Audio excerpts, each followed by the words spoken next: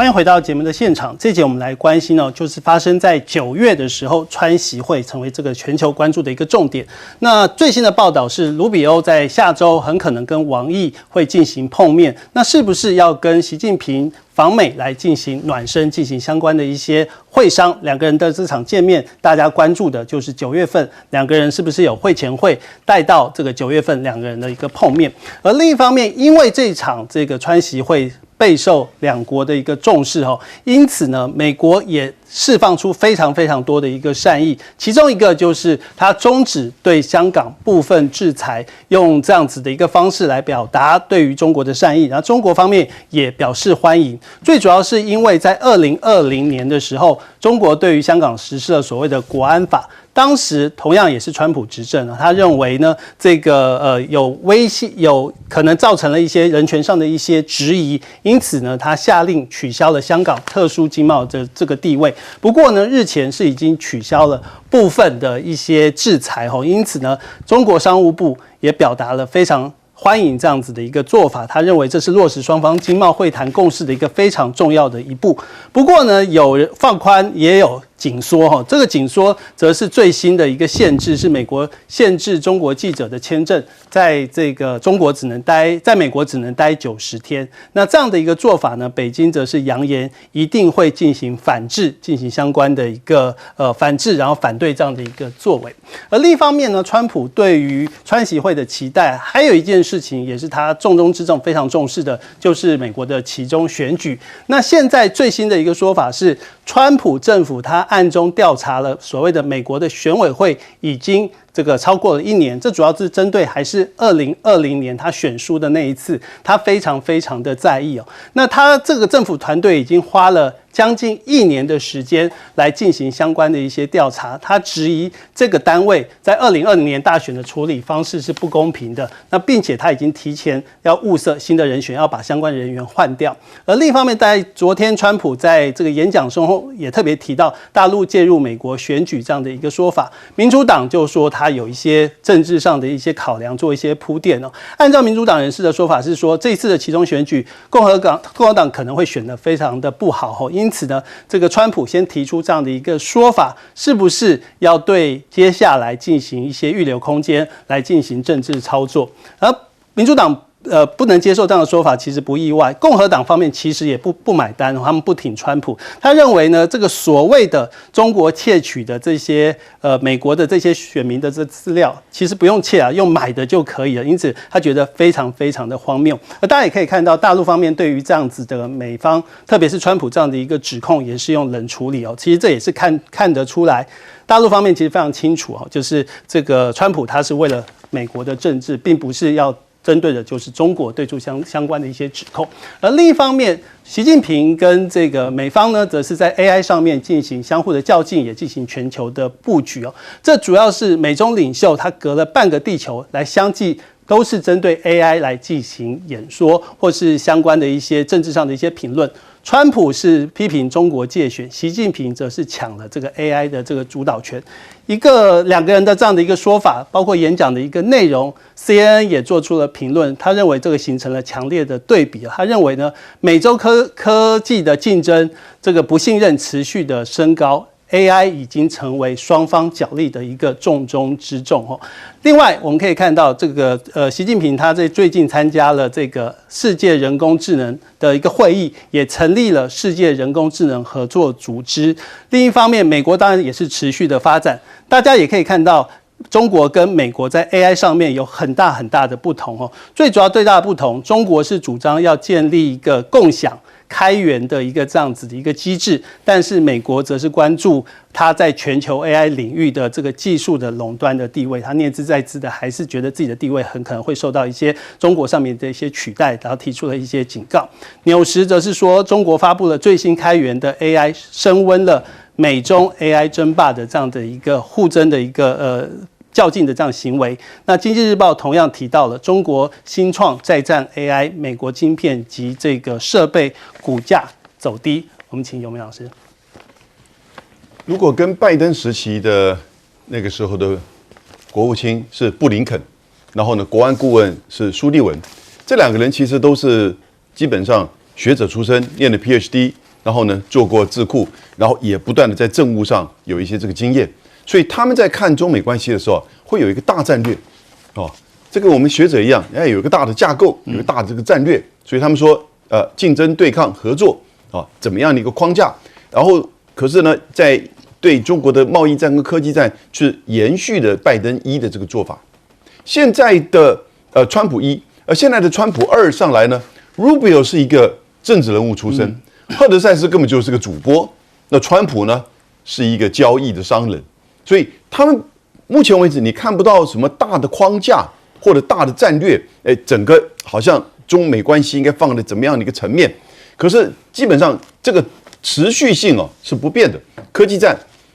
然后呢，贸易战，然后持续呢对中国的一些的事物的打压，那这个大概是不变的。这是美国的建制派跟他的深层政府一直认为这符合美国维持他这个主导霸权地位，当然要去压制那种挑战的力量。可是现实上却很骨感，因为实际上中国大陆在军事以及在科技、在经济、在贸易，其实慢慢都超越美国。最近我常讲，以前美国对科技战、贸易战对中国的作为，是想把中国变成一个孤岛，然后要把它给封闭起来，不一定是围堵，但是呢，至少要压制它的发展。结果搞了10年了，现在谁变孤岛？美国变孤岛，为什么？他自己把关税的这个高筑变成一个壁垒，然后呢，他禁止中国的电动车，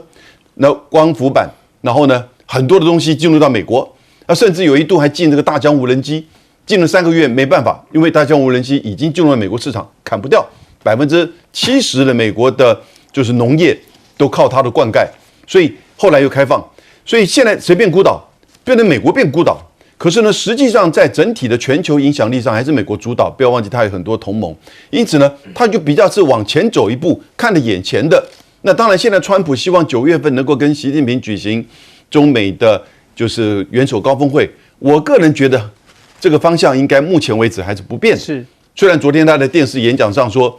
我也不搞不清楚他这25分钟这个目的在干什么，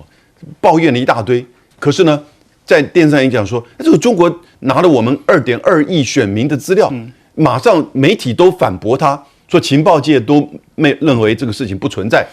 所以你就看他很喜欢举东举西，要为自己的事情，为自己输了2020而很介意。当然，其实他也是要来把年底的选举让 MAGA 的支持者重新支持他，是因为最新的这个民调显示MAGA 的支持者还是认为他打伊朗是正确的，有70%人支持。可是整体的美国人呢，有60%人是反对的。那我现在讲到 AI， 各位你知道这2天在北京有一个 AI 公司叫做月之暗面，对，它就叫做 Kimi K3 出来了，结果一测试，全球 No.1 第一，甚至比 Cloud 的 Fable 5还要前面。可你知道第3名呢？那第3名是之前出来那个智谱 Z AI，而且这2个都是开源的。所以现在就算在美国市场很多的企业转向使用中国的 AI 的模型，因为它是开源，而且它的 token 相对低很多，而且呢能够特别的调制。所以你现在看到这样，光是在美国市场的这个变化，美国的这些大型的 AI 的这个未来的发展这就让我们担心了。这个下个礼拜的股市展开之后不知道会有怎么样的影响呢？好，我们请彬哥。对，现在看起来就是美国想要铺垫，让9月24号这个所谓的习近平访问华盛顿能够顺利成行。那可是中国队这边还是采取一个观望的态度，我觉得中国并没有很积极的去推动这件事。那当然，美国愿意展现出善意，他就接受；但美国如果采取针锋相对的态度，他也是一样针锋相对，以牙还牙。所以现在他去限制这个中国大陆的记者在美国的时间，那对中国大陆来讲很简单啊，你90天生，那我给你60天啊，就大家来玩嘛。这些都是很枝节的东西，都不是真正的重点。重点就是这2国现在都处在一个态势，就是明知道对方就是你最大的竞争对手，可是你又不得不对对方表达一定程度的善意，因为如果不表达一定程度的善意，那就会变成直接的敌意跟敌对。那直接的敌意跟敌对，对现阶段的2国来说都不是件太好的事情，因为他们也尝试过了，直接的敌对其实对2国都不有利。所以现在就维持这样的一个这个若即若离的这样一个状态。那可是呢，这个若即若离的状态，它不是持续性，它是一直不断的在变动。那这个变动就是看哪一个国家能够真正超车甩开对方。那其实美国一直在努力这一点，可是他目前现在感觉被中国大陆咬得很紧。那中国大陆也知道这个状况，所以他也投注了非常非常多的资源，而且是越来越多，在 AI 啊，在这个晶片啊，在各种方面，他也想要赶快能够，就算不能超车美国，至少能够跟他比肩。是，所以我觉得这个竞争是非常非常激烈，只是我们台湾很多人是没有仔细去看这一块而已。那但是问题是，川普有很专心的要在赶超中国大陆吗？看起来他不是很专心。我觉得他有的时候给我的感觉是他对股市炒作更专心，他很多的作为都让人家觉得他好像对炒股的兴趣比较大。那你现在他要来弄选委会这个东西，其实我个人觉得他现在去弄选委会，反而会让自己更糟。因为你如果说你不去弄选委会，你期中选举其实选得不太好，可能还可以说嘴说都是被政敌陷害，都是被选委会恶搞。你现在去搞了选委会，你弄回自己的人，那你期中选举就会变成选得好吗？恐怕也未必见得。到时候你找什么借口来说？好，我们请厉将军。那我们都知道，未来的 AI 算力等于就是一个国力。那现在美国跟中国，当然在这 AI 未来的这种智能方面来讲，会争夺世界上面的霸权。那美国 AI 主要走的是闭源的一种模式，那中国刚好相反，走的是开源的模式。我们虽然说很讽刺的美国虽然说叫 Open AI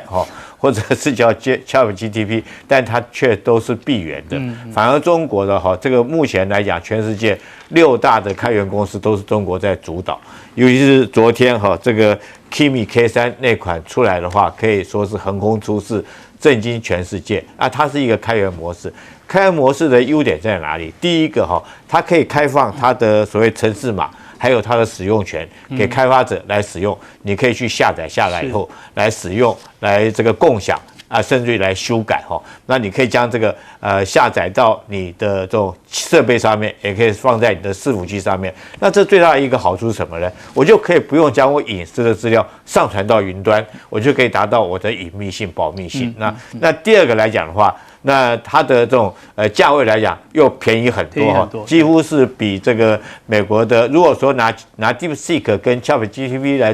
来做比较的话，双方价位这个当然输入跟输出有所不同，可是最少都差到50倍到100倍之间的价位，所以是 CP 值是很高的，当然广受大家所喜欢。那你知道未来的 AI 竞赛已经不是在比看谁的这个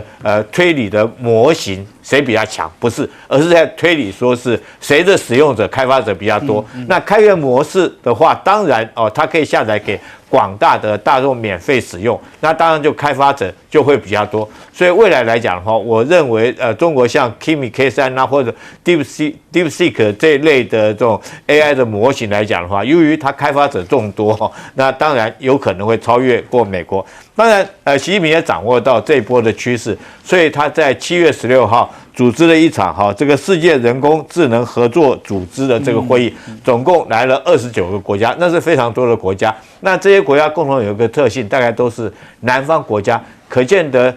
我记得习近平在这个会议里面开头讲了一句话就是这个孤悬不能成音了就你就单独一个声音在响，你不能成音。他还暗指说美国是 AI 的铁幕这个美国来讲，你将你的 AI 技术困在那边，因为美国这个认为说它可以管制到晶片，就会控制你其他国家 AI 的发展，所以习近平将它形容为一个 AI 的铁幕。但是中国未来来讲，如果能够共享这全世界29个国家，我相信中国在未来不只是经贸方面甚至于在 AI 人工智能方面，也会变成全世界南方国家的一个领导者。两国对 AI 的策略面完全不同这个美国跟中国同样在 AI 进行相关的竞争，那就看后续会呈现什么样子的一个面貌。我们先休息一下广告，之后我们再继续讨论。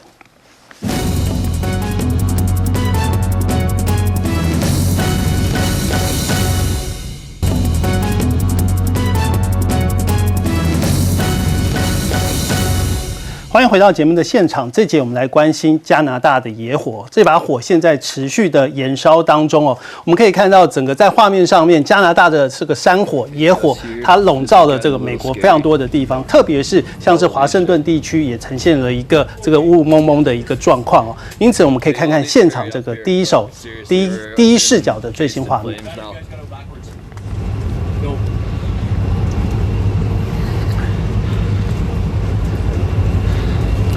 我们可以看到，包括了五大湖区、还有东北区、还有这个中大西洋区，有非常多的这个州，它有数以百计的民众呢，它万计哦，不是百计哦，在星期五的时候受到这个山火浓雾的一些影响，在进行相关的一些驱离，而且呢，这个空气非常非常的糟哦，也因为空气非常非常的糟，现在我们川普也有意见哦，他是认为呢，因为这个加拿大野火的这样子这个造成烟霾的飘到美国，他非常非常的生气，他说这是蓄意的这个疏忽哦，不是一个意外哦，因此呢，他对这个加拿大喊话，要用加征关税的这样的一个形式，想到的都还是钱。而另一方面，可以看到这个川普他对于他自己的这个社群平台也有新的付费机制，可以看到川普想的都是要怎么样去赚钱，这主要是针对这个川普家族所创立的这个 Truth Social， 他就宣布要这个推出付费这个专案哦。这个付费专案让大家很傻眼，为什么？是因为他从这个这个平台追踪人数最多的这个网红呢，包括了 VIP 呢，都提出了非常非常多的批评。为什么？这个方案的方式是什么？就是你可以这个快个几毫米。然后几毫秒，你就可以得到相关的一些这个讯息哦。那这个讯息可能对于商业投资啊，或是一些下单可能会有一些帮助。因此呢，也蛮多的商务界的就做出了这样子的一个订阅。那这样子的一个这个付费机制就被批评是利用职权来谋私利，包括你可以看到这个有律师啊，也有法律专家都认为呢，这个川普他身为总统，他有义务公开政府的相关政策。难道既然可以拿到这些钱，因为你比较快速的提供，然后这个付费的人就可以快速的拿到这样的一个讯息，然后用这个来赚钱，这个存在非常大的一个冲突哦。而且这个我们可以看到有一个法律专家叫克拉克，他说这是将联邦权力转化为个人财富，他觉得这个是厚颜腐败，用字非常非常的重哦，批评这个川普总统想的都是钱。而另一方面，川普想的是钱，美股大涨却造成民众的无感，最主要还是60%的美国人是看衰整体美国的经济。那目前川普的支持度也是持续的探底当中，民众对于生活成本一直升高，然后提出了相当多的一些焦虑，他们不满川普的经济上的一些施政哦。美国人不满，另一方面我们可以看到，欧洲这边可以把这个他们关爱的眼神从美国也转向了这个中国哈。最主要是有几个例子可以提供给大家做一个参考。根据央视的一个报道，目前欧洲客喜欢到这个中国来避暑，因为芬兰就是到中国的机票目前销量涨了12.4倍，这是一个非常大量的一个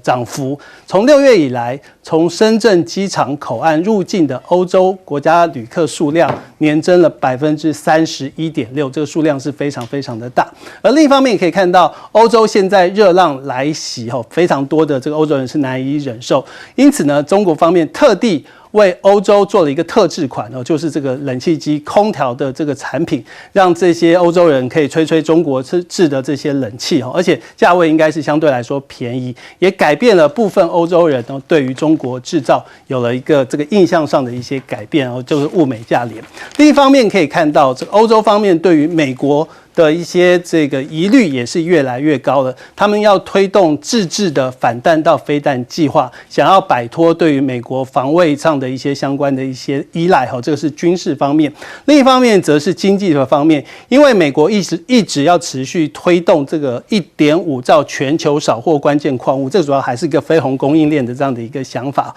欧洲的这些国家比较担心，你去中化之后会变成医美化哈，包括了军事，包括了经济。在欧洲方面都做出了一个选择上的一些改变，请永明老师。川普这个Truth Social居然用这种方式哦，就是说你每个月缴个10万块美金，你可以比较快速的知道我发布的讯息那他是说我在这个 True Social 里面，你可以选择大概有上百个还是上千个这个账号，那其实就一个账号了，就是川普那个账号，因为他会第一时间最重要在这个上面推文嘛哈。那不止如此啊，根本这2天有一个案子出来了，川普白宫的提词员，什么提词员？就他做演讲的时候，你不看他两边2块玻璃嘛，他两边那样看，然后那个玻璃上面那个文字，就我们的 prompter 对不对？然后呢，他就会稿子出来之后，这个提词员呢就会把它做成 prompter， 然后在演讲的时候呢，照川普演讲的速度在这个调整。结果这个家伙啊，看到稿子，第一时间去这个网站下赌。美国有一个网站叫做 Kalshi，KALSHI，他是在赌什么？他在赌政治人物演讲会提到哪些词汇。那你可以用这个来跟对方下赌。结果他做了10次川普的演讲，他赢了$10万。当然现在被发现到，他被停职，他也吐回他的这个赚的钱，然后呢，现在也在这个谈当中。所以不只是川普啊，连他的提词员都在透过这种方式来去赚钱。整个川普，各位你知道，他去年2025年他个人收入多少？24亿美元。可是他前一年2024年他收入多少？7.6亿美元，暴增，所以增加了3倍。那川普这2天他说啊，我本来就很会赚钱呢、那因为股票嘛，现在股票很好啊，你知道嘛，你们有赚对不对？用这种方式，但是也差太多了吧，24亿美元。然后呢，再讲到就是说这个皮尤就是民调，就这一阵子针对几十个国家的民调，现在各位。现在全世界，特别包含欧盟的国家，对于中国的好感远高于美国10%，46比36。而在拜登时期，事实上是倒过来，所以这个当然就感谢川普了，以及他的就是对等关税、加沙战争、伊朗战争，还有他的行事风格，还有他喜欢赚钱的这种风格。那当然，对于川普跟习近平的比较，这个他们也有问哦。对。那在拜登时期，那当然拜登的支持率、喜好度高于习近平。可是现在这个习近平哦，比川普呢高个10%，31比21。但这个不单纯是川普，也不单纯是美国有一点在走下坡。川普他的这种个性，也另外一方面其实是中国的在这几年的发展哦，你就看到他在各种的科技制造，然后呢，在全球的这些作为，甚至我们刚刚讲到 AI 的这个开源，其实也慢慢的被这个全世界有接受。那刚刚提到的那个冷气机是，也当然会是一个小小贡献。好，川普想的好像都是钱哦，从这个加拿大的大火，包括他自己的这个社群平台都可以赚钱。彬哥。这个川普有的时候真的是在胡说八道，对，不知道在讲什么。说加拿大的野火是故意的，请问一下，疏于管理啊，所以要处罚他。疏于管理。如果你真的要去指责加拿大的话，你知不知道美国是全世界野火发生最多的国家？对。你还在说什么？我真的墨西哥可以跟他们去讨一些钱，所以我真的不懂了。川普到底知不知道自己生活在什么国家？你知不知道你国家发生什么事？我真的有觉得他有点莫名其妙。但是他推他这 True Social， 居然可以用付费的话就可以预先知道他要讲什么，这个实在是，我想这所有人听到都非常震惊吧？就一个总统公然在卖这种东西，而且公然卖消息，卖政府资讯。对啊，这太夸张了。美国人可以容许这样，我不知道美国的法律宽松到可以任由总统做这些事情。其实川普上来已经做了太多让很多人认为总统根本不应该做的事情，可他都做了。然后现在公然做这件事。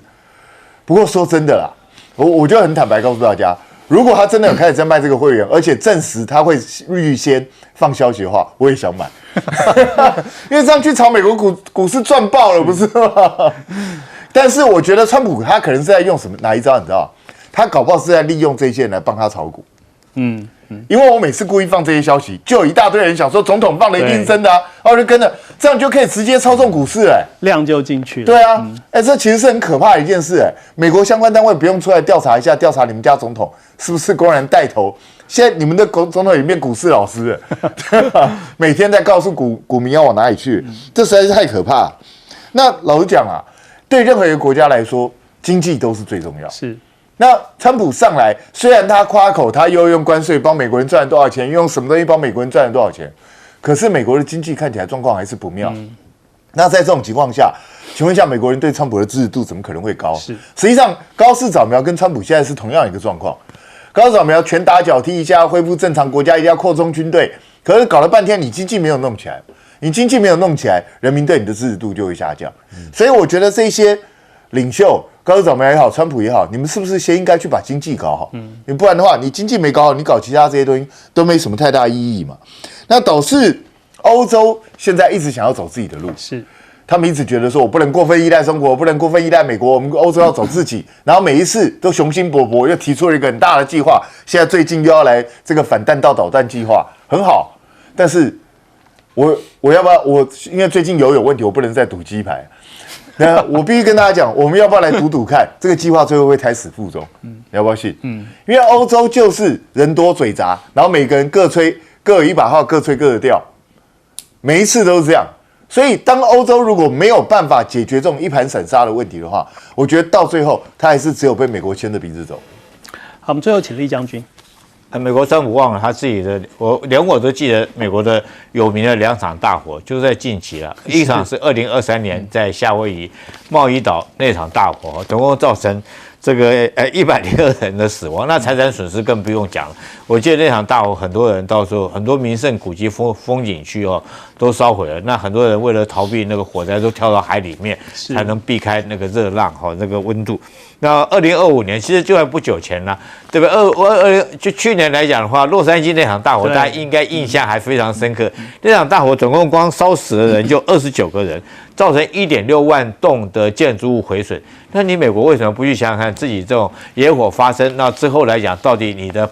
那时候大家检讨很多了，包括这个美国自己的保险制度是不是合理啊？还有它的消防器材、消防设施、预警器材这个最后来讲灭火的东西够不够？大家都检讨很多。我觉得川普你应该先去检讨自己国家吧，你把你这2场大火发生的原因以及事后怎么样应变处置，应该先做个检讨。但是我特别讲，川普真的是全世界最不要脸的人。然后，但是他的贪得无厌，让人家觉得非常的厌恶。我直接明着这样讲，你就不就贪得，你把美国总统当做一个什么？当做一个赚钱的工具，在那边指使。你看从头到尾，不管是你所有政策里面，你自己在内线炒作，从我们之前大概在前2个礼拜我们讨论的，他自己搞他的加密货币获利14亿，然后这个利用波湾战争然后炒股今天放这个消息不打了，明天又放消息要和谈了，后天又开始这个发动攻击了。光这来回的炒股，听说他赚了20几亿除此之外，他的房地产赚的数目也非常多。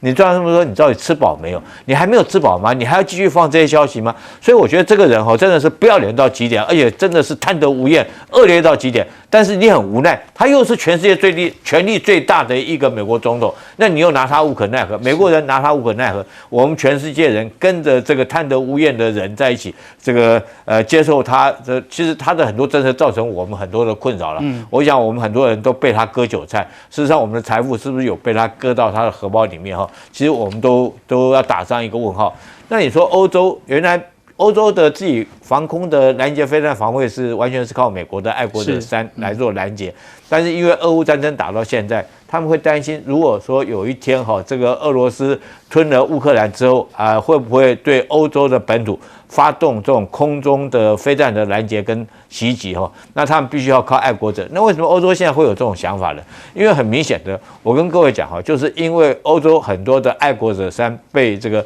送到了乌克兰去了除了送到乌克兰，然后也被送到了以色列来协助以色列防卫这个伊朗的导弹。欧洲突然发现说，哎呦，原来我们在这边的防空导弹都被调走了，我们现在都没有了。其实不只是欧洲没有包括我们都知道，这次因为伊朗战争，美国来讲的话，也从韩国调了爱国者3去协助以色列防卫。那在这种状况下，我觉得韩国也要有这种警觉如果说你这个靠美国的话，现在我们都知道，如果说美国每年爱国者的产量大概只有600枚，那它现在来讲，如果要补存它库存的话，最少大家都已经知道嘛，要4、5年以后才会补存库存。那如果说在这个空窗期，万一韩国、万一欧洲发生这种战争，需要有这种防卫导弹的话，怎么办？那不是说完全开放整个空防吗？所以靠人吃饭这个会饿死；靠人打仗会战死。那你现在如果说一切都依靠美国的话，真的美国平常讲，真的不是一个很可靠的国家。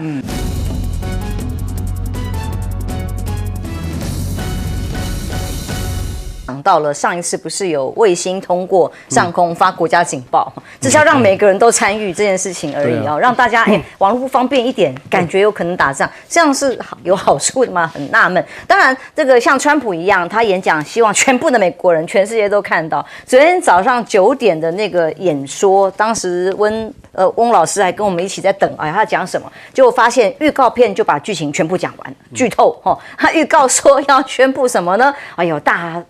中国大陆过去在2020的时候曾经介入美国大选，还有掌握了把他们的名单给窃取有这种干涉美国大选的行为。那还说要大家上网去查，他会把所有的相关的资料通通公布上网络上，让大家去查。那大陆外交部当然立刻也回应说，这种叫做被证明已经是无稽之谈的事，还公开来谈。我们敦促美方反躬自省，停止无谓的去抹黑中国，不要在选举里面拿中国来说事，多做有利于中美关系的事。那没有想到被说糗了，是为什么？川普不是说要公布所有资料吗？记者认真去看啦，结果去看了之后就发现，为了要佐证拜登有跟这个大陆联手介选，搞了半天反而自证这个新文件里揭露了网站公布解密文件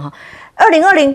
是普京在帮川普打选战，甚至如何黑对方、如何黑拜登的选战策略，反而变成这种丑闻出现在川普自己阵营翻车了。那当然当中呢，媒体的报道，几大电视大概部分都是用转播连台湾的电视各电视台也都直播的情况之下，居然有好大的胆子，3家美国的电视台，包括 CNN、NBC 跟 ABC 3大电视网没有在这个黄金时段播报川普的演说，理由是说，因为我们通常重大的新闻才值得这样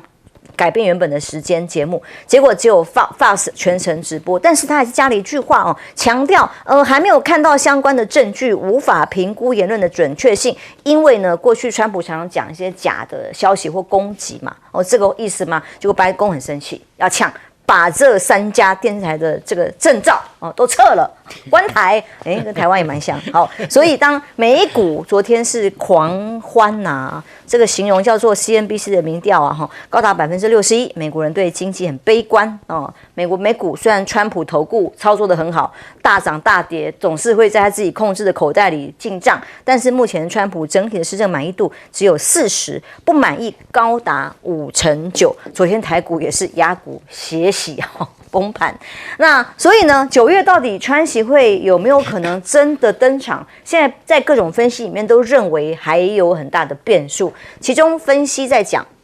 美国国务卿 Rubio 跟王毅大陆外长即将在下个礼拜东协会议上见面，很有可能会当面讨论习近平的访美行程吗？那甚至美国终止对香港部分的制裁，这个时间也是到了因为2020年中国对香港实施国安法之后，美方认为呢，对于国安威胁有强烈的这个必要宣布所谓香港特殊地位先取消国家紧急的状态，但现在时间到了7月17号，目前美国已经宣布不会再延长，有可能恢复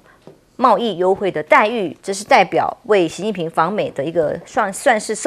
提前送礼的这个概念吗？还不知道，还很难说。但其中在分析美国最新的各种选情里面，对于美国的共和党内多名议员隐退，这都是比较相对反中抗中的大将，鹰派的，像葛兰姆甚至是10号还在乌克兰访问，突然11日去世的这位议员。那还有几位是宣布11月不再选举的2027年1月要隐退等等的，就代表着这个抗中的鹰派的人数在共和党里面也少了蛮多席次的所以光科技部分来看一下，大陆的 AI 的机器人各种的创新的科技突破，这个 AI 初创公司叫做月之暗面发布的新一代模型叫 Kimi K3之后，说全球的科技哇，像加密货币崩跌啊。为什么？因为它的价格是过去的这种系统一样的代码哈，只有1/3的价格。那投资者就担心了，这种模型直接动摇了华尔街对于 AI 资本的开支晶片需求。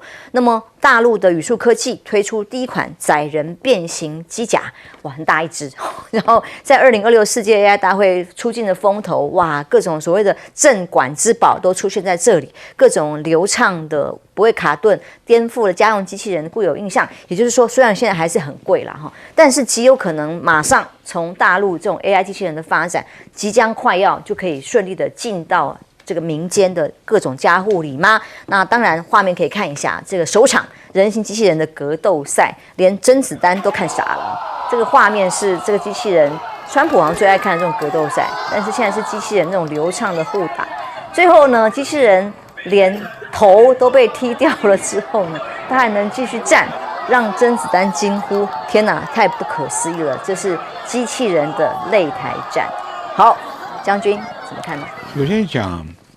习近平不前面一阵子跟这个川普打得火火热热的嘛，干嘛放出这个消息？这个消息啊，你看美国的媒体啊，美国的媒体很厉害的，鼻子都很灵的。那一年根本你是通俄门啊，记者怎么会不知道？你今天要摘的说是中国在搞这个鬼，所以3大电视公司不播嘛。真的有新闻价值会不播吗？这个很容易被揭穿的嘛。那我们就要问，为什么美国白宫要把这个事提出来？我觉得伊朗的战场有很大的变化。最近消息，一架俄罗斯的末日飞机，就是说，当核子作战打起来的时候，总统在飞机上来指挥的。末日飞机飞到德黑兰，到伊朗。接的到中国大陆，什么意思？因为美军这次轰炸又轰炸没效果，他在利用什么？利用科威特跟这个阿联酋的美军，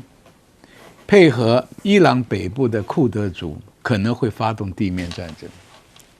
所以这个时候，中国跟俄罗斯可能会有些联手的反应，这是我的猜测，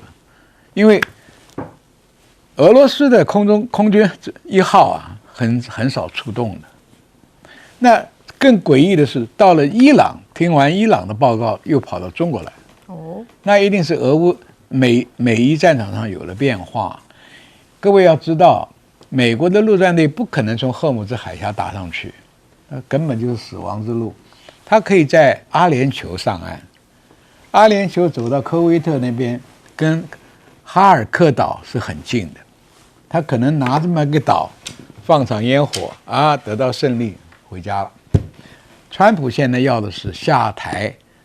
撤离伊朗这个困境的下台阶。不管他是用地面攻击做个样子，或者是你伊朗封锁人家的油，我也封锁你的油。封锁油是很简单的，任何一个商船被炸了，没人敢再开了。最便宜的手法，美国也可以说，我不要在这里消耗了嘛，留2条船在曼达海峡，凡是出来的船我都打，反正我美国不缺油啊，你们全世界缺油，全世界缺油都去骂伊朗，然后我已经达到长期困死伊朗的目的，我撤军了。所以我在猜2个途径，一个是在哈尔科岛放个烟火，啊，我赢了，回家了；一个呢，在曼达海峡摆2条船就够了，也别人劳师动众花那么多钱，啊，川普在伊朗战场上再消耗钱是没有用的。你看这2天在炸，你炸吧，炸到你的库存，最后连炸弹都少。所以这个问题，伊朗的变局我们还有得看。习大大是不是9月份去你美国也有变数？是。那到底看，反正川普随时改变说法，那是几秒钟就可以发生的，他够惯了。所以今天这个消息也是我们看看就好。川普昨天1小时号称后来好像不到1小时，就是在黄金时段的演说。后来看起来还是以国内的政治选举为核心。难道这个抗中牌要为了影响选战选民进党的吗？有用吗？因为他伊朗的议题只谈了3句话。川普选举到，我觉得经济牌是主要啦，毕竟他端出选举要端出经济牛肉嘛，而且现在经济是美国全民有感的嘛，对不对？前阵子我还去达拉斯碰到 Dennis， 他们一个活动，61%这个是这个 CNBC 这 NBC 底下一个财经的台，他对1000人进行抽样，61%的对美国经济是抱持悲观，就25%是乐观。那就影响到川普的支持度4%啊，其他将近6成人觉得川普做得很烂，但是你说他做这样子，还有4成人支持啊。那我之前也分享过了这些4成的人，这种马卡派的之前在伯克莱大学有个教授这个 Herschel， 他在这个所谓的肯塔基州第5选区那个叫派克维尔镇，他做了6年的民调访谈啦，他说你们为什么要支持川普？然后那些人觉得我以前是挖矿的充满以前是还不错2战之后挖矿呢还一段黄金岁月，结果他们矿挖完了，汽车也走了，他们从这个所谓荣耀变到羞耻，变到什么？我用台语讲叫更小登手气，就见笑转生气之后，他们生气之后就把这些所谓马卡派激上来了，所以这是为什么我觉得这一次就算经济牌川普可能还是会吃亏，但是坦白讲啦，这些始终的马卡粉他们还是会再投川普那这个整体的美国的整个物价通膨的确很高，你说平均油价大概3.9块4块，台油5块，你到加州的平均油价跳到5块多，我讲平均啦，根本不用讲比较好的区，可能6、7块都有。那这样子美国人民怎么吃得消？所以我觉得经济牌在接下来的期中选举仍然占一个非常重要的一个观点。这个共和党内多名隐退，包括这 Lindsey Graham， 这是我以前南卡州的参议员。我以前在南卡念书的时候，他刚选上没多久，还来过我们学校，还办过活动这个坦白讲，他就是一个我们讲的非常政治务实主义的。他早期还是反川普，2015年还说川普是种族这个所谓的这个煽动种族仇恨排外的宗教偏执狂。可是为了要支持川普，在2016年选举，他又立刻摆过来了因为南卡是一个非常保守的州。他这次主动卖冠状玻璃突然去世，太突然了。可能就一来很累，你从乌克兰回来又有时差，又要忙又高压，他本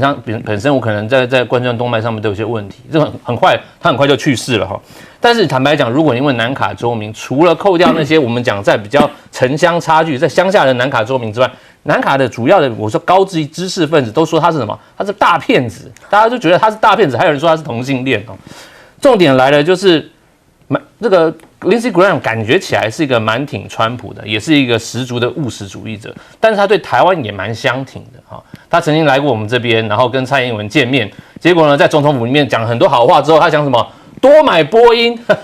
多买波音，然后结果我们那个翻译没有翻出来，为什么？因为在南卡北 Charleston 那边有一个波音的厂，那边在专门盖波音飞机的，台湾跟他买了很多所以Lindsey Graham 为了要促进他们就业机会，他当然要台湾多买。记忆犹新啊。对，这个新闻很大，我想 Dennis 讲过，要多买波音。问题是我们那时候总统府的翻译为什么不翻出来这一句？你要多买波音。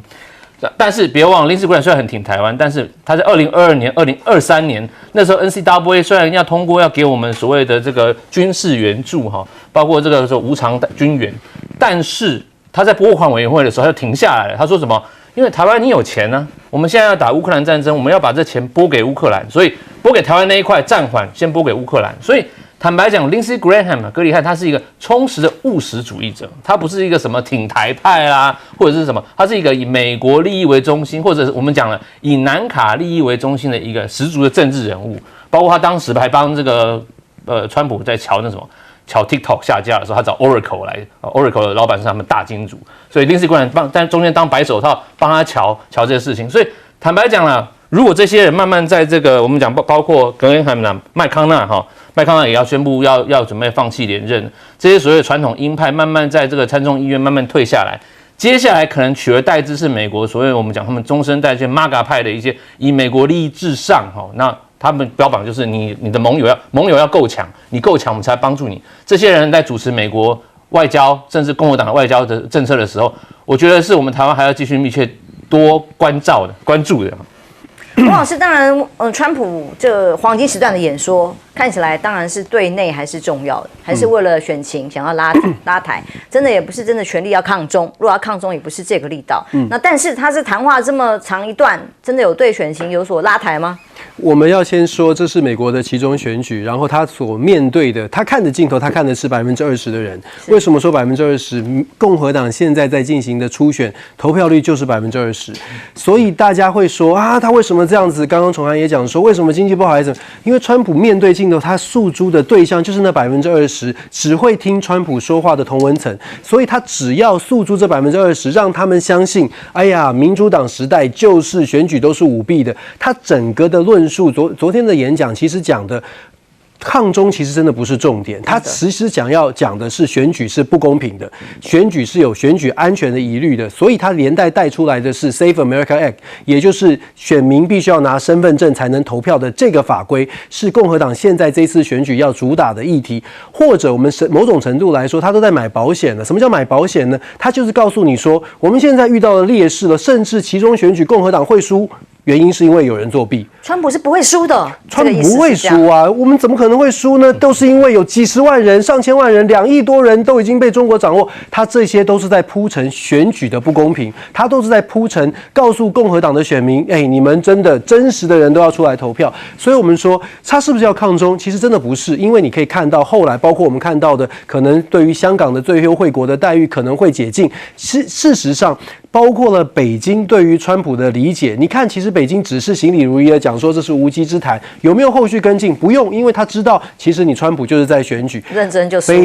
北京对于川普的了解太清楚了，你现在在玩选举，我跟你玩真的也就输了。而且你也可以看到，美国如果真的是要针对中国而来，他接下来就会有很多抗中的动作，但是不是嘛？他反而是相对的。马上这个周末，我们现在在讲话的周末 ，Marco Rubio 飞到了东南亚，想要跟王毅见面，所以摆明了现在中美之间，川普还是要铺陈的是交易，还是要9月份的川协会，还是希望能够推进。他昨天的演说是针对国内的选举，很快的说鹰派的人士的这个萧条，事实上对台湾真的就像崇涵讲的，其实台湾真的要注意哦。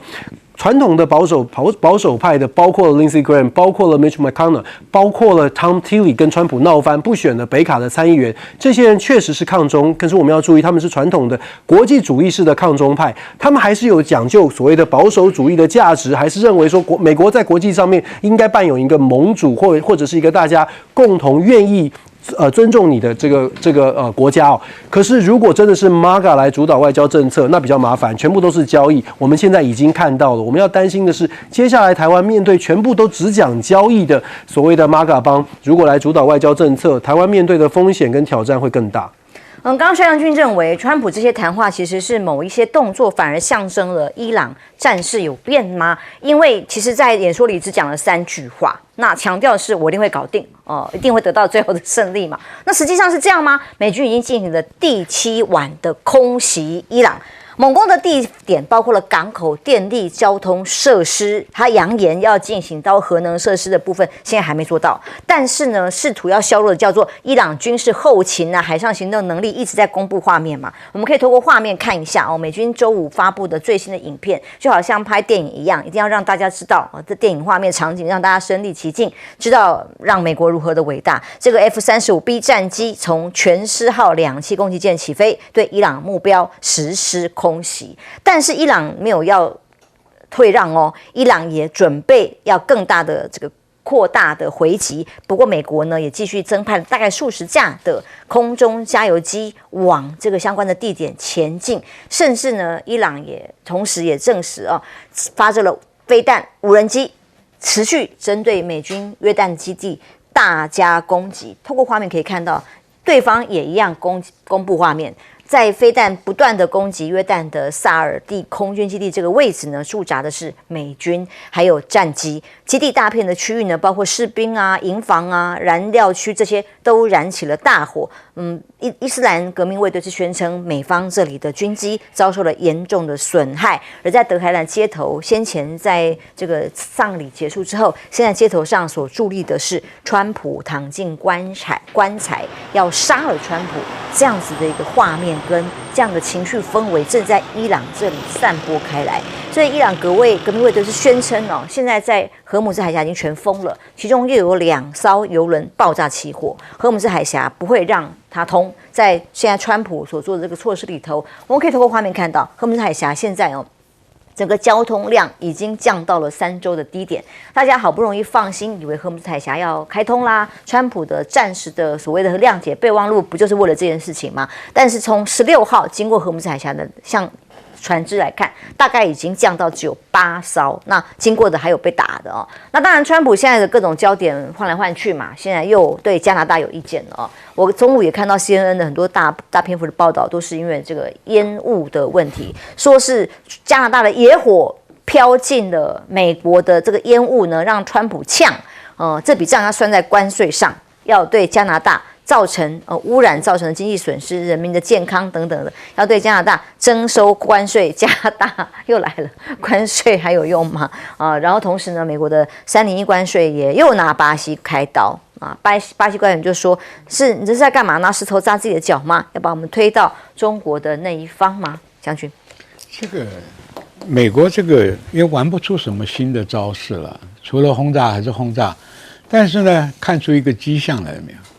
因为用飞机轰炸比用导弹轰炸要便宜，因为飞机可以飞去还可以飞回来。但是为什么美国又增加了10几架加油机？也看出一个什么问题呢？海湾国家的美军基地可能跑道的被炸了，那你可能起来的飞机没有空中加油，从以色列那边过来，或者是支援以色列，或者美国飞机在以色列，它没有加油机回不去，所以这个也是蛮窘迫的状况。花的钱很贵啊，空中航空的燃油也蛮不便宜的，但是也弄出来，你用飞弹的话更贵，所以这场战争呢，你看不出什么很辉煌的战果，只看到断壁残垣，加上大家花钱，这是一种消耗战，而这个消耗战，凡是使用高科技武器的国家吃亏就比较大一点。你是300万一发、200万一发的爱国者，这边是$5000到2万美金的无人机，看谁划得来。这个战争已经把美国打醒了，美国现在也在搞无人机搞无人艇因为什么？以前投资的美国投资失败好几个 case， 你知道吧？那个 B1、B2 的隐形轰炸机到后来做不下去，太贵。F-22也是太贵，停产。因为什么？科学家都是这个好，那个也好，我怎么样最好，对不对？结果说财力没办法支持，海军搞个新座号也是太贵，贵的做不下去。美国现在真的很惨，惨在哪里？你知道吧？福特号花的是将近140亿到150亿，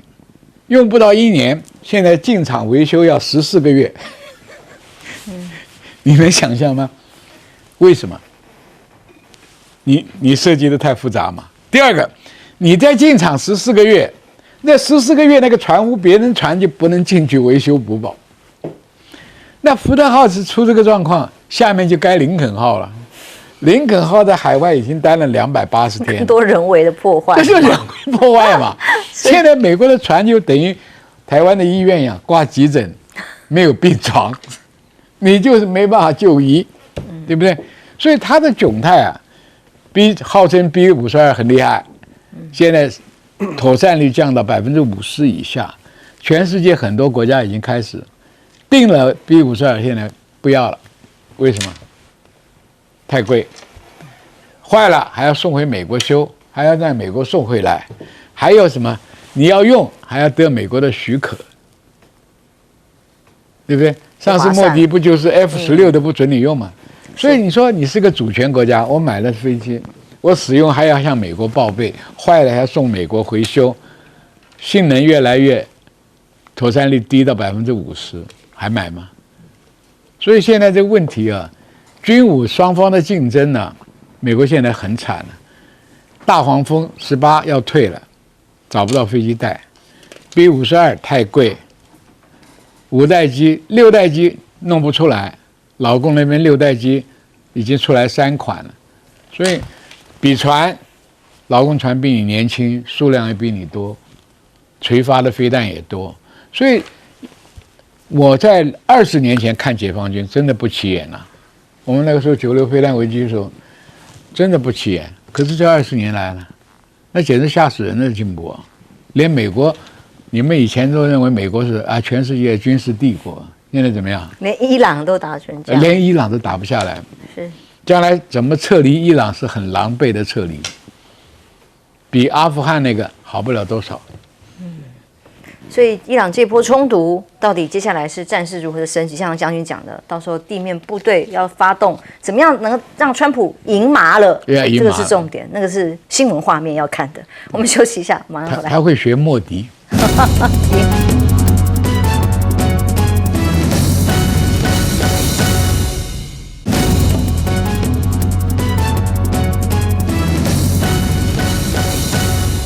伊朗战事对川普现在来讲是骑虎难下，还不知道会如何的发展。但川普现在又对盟友加拿大甚至巴西又要拿关税开刀了吗？川普用关税无所不用其极啦。现在连这个中西部加拿大中西部的这野火，它飘到美国这边，它造成空气污染，它也要给人家课关税。其实这种空气污染其实在东南亚这边也常发生，比如说印尼爪哇，它常常也有空污，然后会飘到其他国家去，这也会造成很多纷争。可是川普用这个开始说我要课你关税，非常怪欸。那你去年比方说你在加州 Pacific Palisades 那边发生野火，把很多富人都房子都烧完，造成很多空气污染。如果它飘到墨西哥，那墨西哥要给你收税吗？所以很奇怪，我觉得他这个想法还蛮特别。但是坦白讲，他这种态度让许多盟友也开始纷纷有点走避啦，对他的观感不佳。特别他最近的这个移民政策，我们知道最近移民政策开始朝什么 F1 跟 J1， 我们讲这个国外学者或者是学生开刀。过去我们拿 F1 签证去美国念书的时候，一次是发5年，5年有效，你只要美国合法5年在里面，然后你有拿到有效的 I-20， 就是你的学生身份，你是可以安心的念书的那当然你在5年内如果换学校，你要换新的 I-20是没有错，但是5年你就可以在那边念书。但是他现在开始，他要把这5年改掉了，他不要让你，简单来讲就是你入境的时候那个戳本来是盖 DS 叫 Duration of Status。在那个有效期间内，你在美国念书都可以。他现在取消掉，他要变成什么？4年，4年你念完你就散人，不然你就是非走不可这样。对你非走，不然你要重新申请 F1 签证。简单来讲，你要申请签证，你必须要离开美国，重新你去办面试，然后你再申请 F1 签证再回来。所以这个造成什么问题呢？就是会有许多学生，你念4年，你念博士哪够啊？坦白讲啦，有人说理工科的可能4年可以勉强冲得过去了。你念那个电机啊，念机械，但是我们以前念政治学 ，Dennis， 你念多久？我不要问你好了。念政治学通常要超过5年你念常春藤更久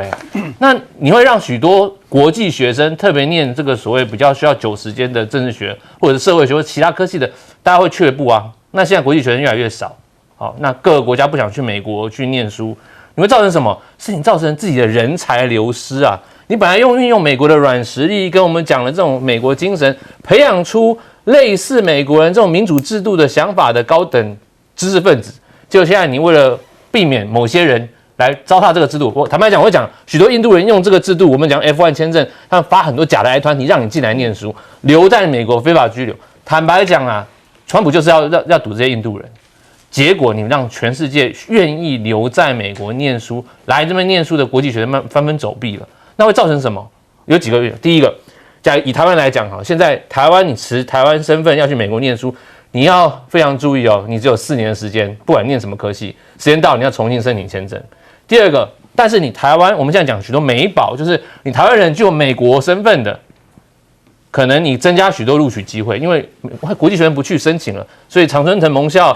很多包括中国人也不能去申请了，或者不想申请了，结果具有美国身份的人，他们的录取率会提高，这是造成我想目前很多台湾家长在讨论、在思考的问题。所以有许多方方面面，他会就是MAGA派至上的想法，就是我们要保护我们的美国人，不要让外国人抢走我们的工作机会、留学机会，甚至我们讲这些国际学生，每个都很会考 SAT， 每个人都会考试，然后占了我们多机会。好，那印度人每个数学都超强，把我们的市场都抢走。不要，他们要什么？回归给自己美国本土的学生。但是这一点呢，坦白讲，有些美国人支持，他觉得我们就是美国梦，我们就是努力才拼来的，你这些非法的不要留下来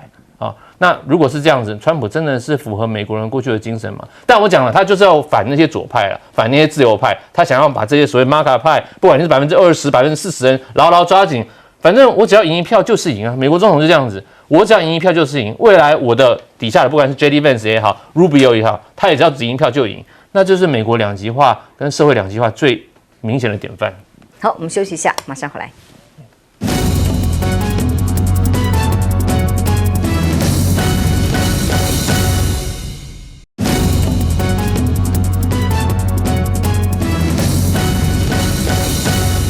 美国总统川普虽然跟美国人民说我们马上就要迎接胜利，但是伊朗战事连续7个晚上的轰炸护攻，真的有办法真的全身而退吗？美国很显然，在战场上面要能够得到所谓的漂亮的胜利不容易，可是他一定要有一个川普赢学的剧本，也就是美国胜利还是要有一个剧本。这个剧本要怎么写呢？看起来就不能够单纯的从军事上写，所以我们会说几个面向。在军事上面还是一样的，会需要有一个漂亮的画面，不管是炸哪里，它就是要有一个漂亮的画面。就像他之前轰炸伊朗的核设施，宣称把核设施都已经歼灭了，那个画面就是空军如何轰炸，所以画面一定要出来的，要有漂亮的画面。这是在军事上面，不见得要实质上打败，但是画面要有。再来是外交政治上，其实你看到最近这2天呢，事实上美国副总统 Vance 他已经在接受广播节目的时候讲说，之所以没有办法跟伊朗进行顺利的谈判，就是因为以色列，这是很罕见的，开始在甩锅了。所以在外交上面呢，之所以不能谈判，是因为有以色列，我们受到以色列钳制太多了，所以开始在外交上面做一个铺陈。因为有以色列，所以我们无法顺利的进行谈判。换句话说，美国也可以说以色列进行了阻挠。如果川普总统不再管以色列了，那谈判就可以透过卡达，透过其他的第三方继续的推动。那你知道，谈判上了谈判桌之后，都是自己做这个议题的设定，谈判我们是赢的，我们谈的条件、谈的内容都是符合我们美国的利益的，所以我们说在谈判桌上已经开始在铺成一种下台阶，就是以色列的问题，我们现在只要摆脱了以色列，或者是把以色列的纳坦雅胡给处理好，我们就可以继续的推动。美国没有问题，美国是胜利的。川普总统胸怀大度，随时愿意跟伊朗来进行谈判。